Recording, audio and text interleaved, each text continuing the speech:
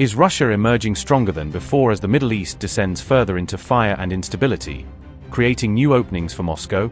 Could Trump and Mujtaba's war ultimately become a gift to Moscow, with the Iran crisis potentially turning into Putin's biggest geopolitical opportunity? As the United States appears to back down on Iran, the European Union is ramping up its imports of Russian gas, fueling new questions. The Iran war may be forcing Europe back into the Russian energy trap, undermining years of effort to reduce dependence on Moscow. Is Europe now being compelled to help fund Putin's war machine with €2.9 billion in Russian LNG payments even as Hormuz burns? The European Union appears to be increasing its purchases of Russian liquefied natural gas even as it moves closer to imposing a ban, highlighting a striking contradiction in the bloc's energy strategy. Reports indicate that the EU's imports of Russian LNG rose sharply in the first quarter of 2026, suggesting the dependence on these supplies remains significant despite repeated political pledges to phase them out. The Financial Times made this revelation on April 10, citing PLR data, according to RT News, thereby drawing fresh attention to the scale of Europe's continued energy trade with Russia. Russia's Yamal LNG project in Siberia reportedly saw shipments rise 17% year-on-year to 5 million tons in the first quarter, underlining the resilience of Moscow's export infrastructure. The European bloc is estimated to have spent around €2.9 billion on Russian LNG payments during this period, a figure that is likely to intensify criticism of the EU's inconsistent stance. According to RT News, the EU received 69 out of 71 shipments, or 97% of the total, including 25 deliveries in March alone, pointing to a substantial surge in imports. By comparison, RT News reported that the EU had taken 59 of 68 shipments, or 87%, during the same period in 2025, showing a notable year-on-year increase in volume. Earlier, an EU official insisted that the bloc would still move ahead with its plans to ban Russian gas, signaling that Brussels is trying to maintain its long-term policy line despite the current figures. The EU plans to end Russian LNG supplies by the end of 2026 and phase out pipeline gas by autumn 2027, setting an ambitious timeline for major reshaping of its energy map. However, there is growing pushback against the ban from within the bloc, especially from countries such as Hungary and Slovakia, which have raised concerns over the economic and strategic fallout.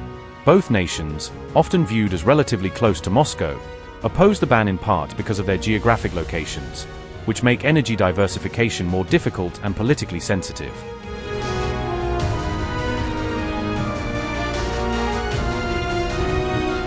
NATO member Estonia has reportedly decided not to detain Russian vessels in the Baltic Sea, a move that reflects growing caution as tensions with Moscow continue to simmer across the region.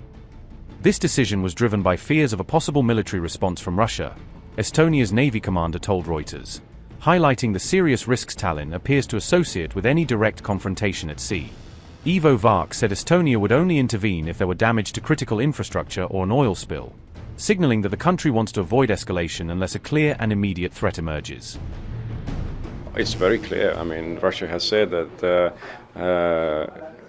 export of oil and gas products is their national interest, and the national interests will be protected by any means, also military when necessary. The Russian military presence here in the Bay of Finland has become much more evident.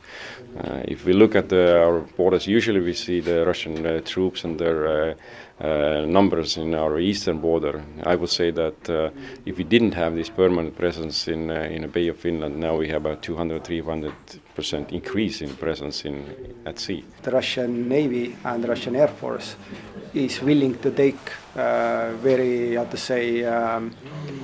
confirm actions to disturb our attempt to do anything against those shadow fleet vessels. We consider perhaps it's not worth to try to board every ship which is passing our sea area outside our territorial waters, because it might end up with unnecessary,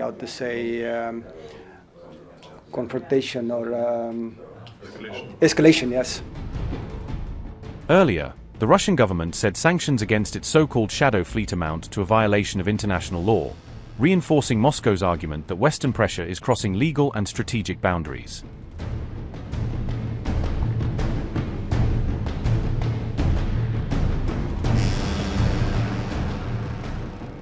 The decision not to detain Russian vessels comes at a time of visible friction within the NATO bloc over the Iran war, as divisions deepen over how far alliance members should go in backing Washington.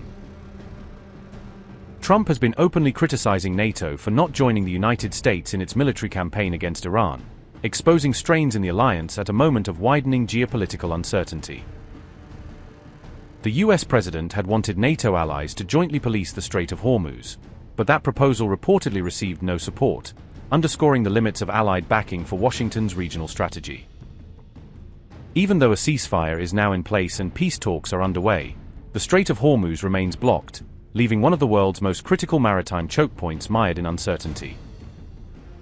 Trump openly vented his frustration over the Hormuz situation while speaking to reporters on April 10th, making clear that the continued closure remains a major source of anger for his administration. We're not going to let them hold the strait, are you? It's international. No, we're not going to let that. It's international water. If they're doing that, nobody knows if they're doing that, but if they're doing that, we're not going to let that happen. What would a good deal look like for you? No nuclear weapon, number one. You know, I think it's already been regime change, but we never had that as a criteria. No nuclear weapon. That's 99% of it. Strait of Hormuz as well? Yeah, but that'll open up automatically. The answer is yes, but the strait will open up. If we just left, the strait's going to, otherwise they make no money.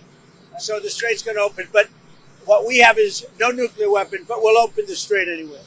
Don't forget, we don't use the strait. Other countries use the strait.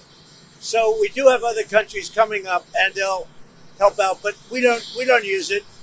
It won't be easy. It won't be, I would say this, we will have that open fairly soon. What's your backup plan? Excuse? What's your backup plan if there's no deal open? You don't need a backup plan. We have, the military is defeated. Their military is gone. They have, we've degraded just about everything. They have very few missiles. They have very little manufacturing capability. We've hit them hard. Our military is amazing, the job they've done. Sorry, is this the one and done talk, or are you open to more talks after this, depending on I don't know. I can't tell you. I have to see what happens tomorrow. They've been talking for 47 years with other presidents, and we're not doing much talking. Thank you very much. Thank you.